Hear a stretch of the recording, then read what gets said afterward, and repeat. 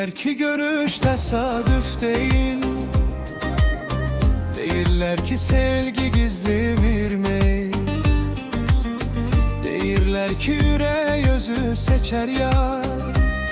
Benim yüreğim seni ister her an.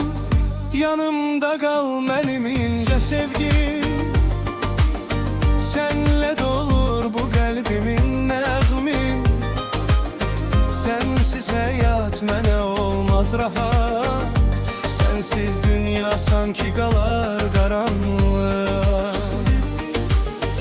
Yanımda kal benim ince sevgim, sen taleyim benim tek ümidim. Sensiz güneş belə məni isitmez, senle kalbim sevip yaşamağı bilmez.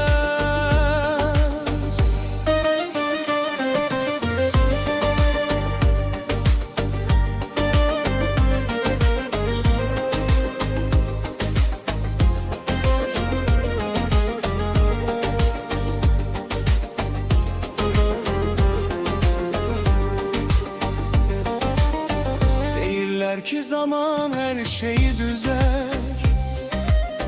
değiller ki sevgi sizde geçer, değiller ki hisler bir gün soyuyar.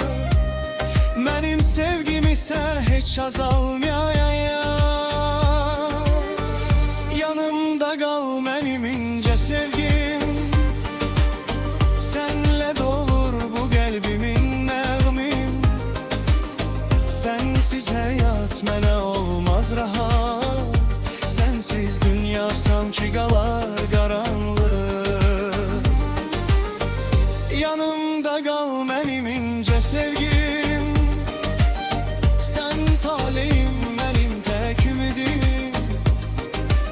Sensiz güneş belə məni isitmez, senle kalbim sevip yaşamağı bilmez.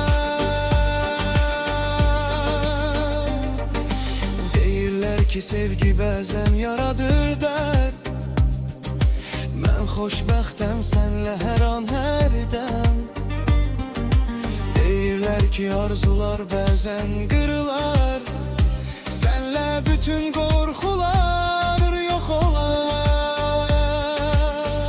Yanımda qal mənim incə sevgim,